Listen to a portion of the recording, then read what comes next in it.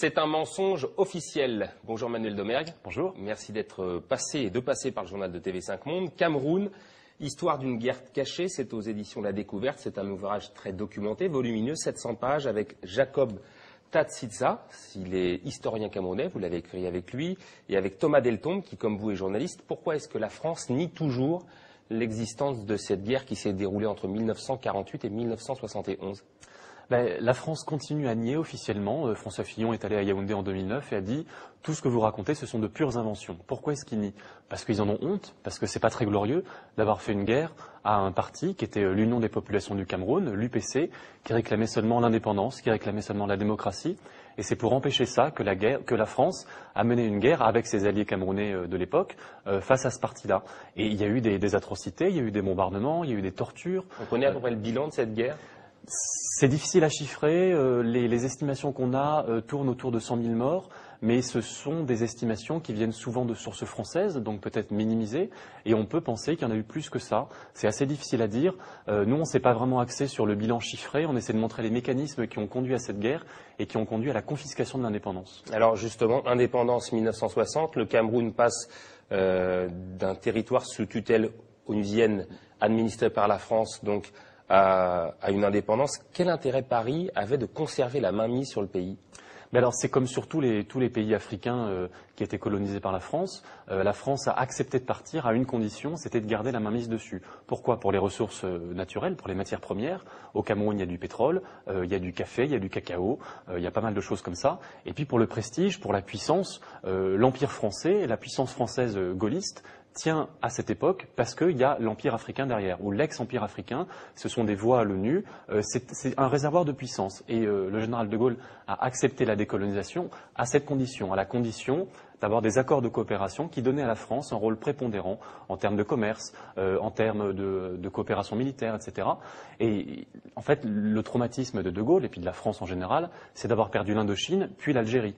Et ils ont absolument fait tout ce qu'ils pouvaient pour éviter ce même scénario en Afrique subsaharienne. Alors ils ont raté en Guinée avec le nom de Sékou Touré, et au Cameroun, puis ensuite dans tous les autres pays, ils ont réussi par la force. En tout cas, c'est ce qu'on montre dans le cas du Cameroun. Il y a eu une opération politique assez habile de coopter des dirigeants camerounais tels que le premier président camerounais Amadou Ahidjo, qui était un pro-français. Justement, comment ils arrivent en fait à s'approprier des alliances internes, des alliances locales des Camerounais? Comment est-ce qu'ils y parviennent? Comment est-ce que tous ces gouvernements successifs français sont parvenus à avoir des alliances internes? Alors, la première manière, la plus simple, c'est de combattre tout simplement les vrais indépendantistes, les nationalistes, donc l'UPC de Ruben Oumyobé. Les combattre, ça veut dire frauder les élections, ça veut dire emprisonner les leaders, leur faire la guerre quand c'est nécessaire, les assassiner, en brousse comme c'est le cas pour Ruben Oumyobé en 1958, ou en Suisse, Félix Moumié, le président de l'UPC, qui a été empoisonné par la France, tout simplement. Et l'autre revers, c'est la carotte, après le bâton, la carotte, c'était d'acheter, de coopter des leaders dociles camerounais qui ont été formés en France, qui ont été choisis par les Français et pour lesquels on a truqué les élections. Amadou Ahidjo a été non pas élu par les Camerounais, mais choisi par la France au terme d'élections truquées. Jamais d'enquête sur les assassinats politiques justement de ces chefs indépendantistes camerounais? Il y a eu quelques enquêtes. On ne dit pas qu'on arrive et qu'on découvre tout. Je pense notamment à Mongo Betty, qui est un romancier, écrivain camerounais qui a fait un livre à succès qui s'appelait Main basse sur le Cameroun. Un livre qui a été censuré en France dans les années 70. On a reçu d'ailleurs sa veuve, oui, Odile Tobner, exactement, qui préside l'association Survie. Donc il y a des gens qui dénoncent ça depuis quelque temps.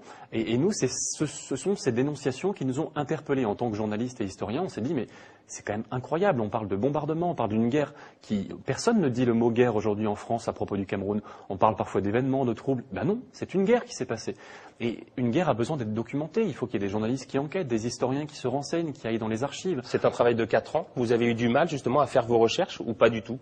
On a eu beaucoup de mal parce qu'il faut être des deux côtés, il faut être au Cameroun et en France. C'est pour ça qu'on a une équipe franco-camerounaise. Comment vous avez travaillé avec Thomas Deltombe et avec Jacob Tatsitsa? Alors là où on apporte quelque chose, c'est qu'on est allé voir les témoins français qui n'avaient jamais parlé, pour la plupart d'entre eux, alors qu'ils sont dans l'annuaire, que n'importe qui peut les contacter, mais personne s'était intéressé à leurs témoignages. Donc on a confronté leurs témoignages, les témoignages des politiques camerounais, des anciens maquisards, etc.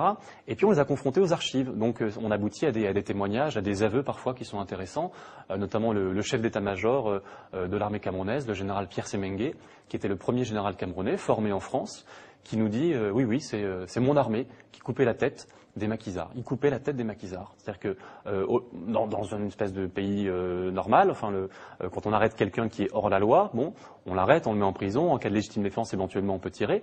Mais là, c'est différent. Là, c'est une politique de terreur systématique qui fait qu'on torture les gens qu'on arrête et que parfois aussi on leur coupe la tête pour les exposer sur les marchés, sur les places publiques. Quelle a été l'info la plus étonnante que vous ayez découverte au cours de vos recherches?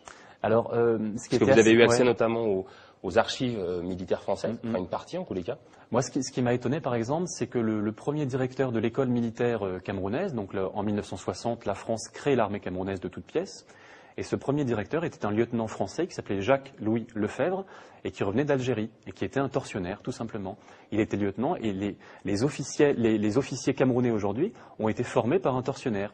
Et on a rencontré les officiers qui ont été formés cette première année 60. On leur a dit, parlez-nous de Jacques Lefebvre. Ils nous disaient, oui, il nous apprenait à torturer. Les gens les officiers faisaient des stages dans des prisons, on leur montrait la gégène. Et c'est la France qui apprenait ça. Alors vous m'avez dit qu'il y avait eu une forte répression lorsque vous y êtes allé en février 2008. Vous avez assisté à des manifestations, un peu à l'image peut-être de ce qui se passe aujourd'hui en Tunisie. Est-ce que ça veut dire que ce qui se passe pour Ben Ali en Tunisie pourrait se passer pour Paul Biya aujourd'hui au Cameroun? C'est difficile à dire, mais en tout cas, il y a un ras-le-bol dans la population tunisienne, comme on peut le connaître dans la population camerounaise. Et les deux situations sont évidemment différentes, mais il y a quand même des parallèles assez intéressants. C'est que en Tunisie, il y a eu 2 présidents depuis l'indépendance, Bourguiba et Ben Ali.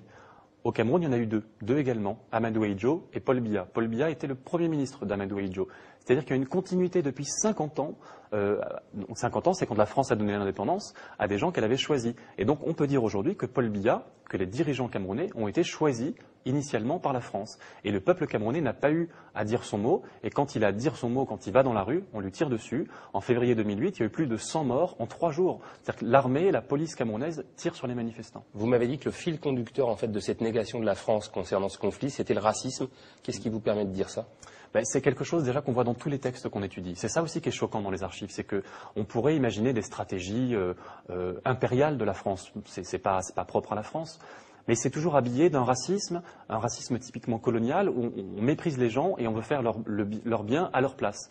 Et donc pour cela, on les force à travailler, on leur dit comment développer leur pays. Et quand ils ne sont pas d'accord, au lieu de les consulter, au lieu de faire des élections démocratiques, on leur fait des guerres. Et ça, c'est typiquement raciste. Et aujourd'hui, le fait de penser que les Camerounais ne sont pas prêts pour la démocratie, que après tout, un despote, c'est pas plus mal pour des peuples africains, c'est typiquement raciste. Alors, vous invitez notamment les Camerounais à pouvoir consulter certaines parts de ce livre donc sur www.cameroun à l'allemande avec un k-le-site.org. Ça permet à tout le monde de consulter un certain nombre d'éléments. Je rappelle donc Cameroun, une guerre cachée, c'était aux éditions La Découverte avec Thomas Deltombe, Jacob Tatitsa et vous, Manuel Domergue. Merci beaucoup d'être passé par le journal de TV5 Monde. Merci beaucoup.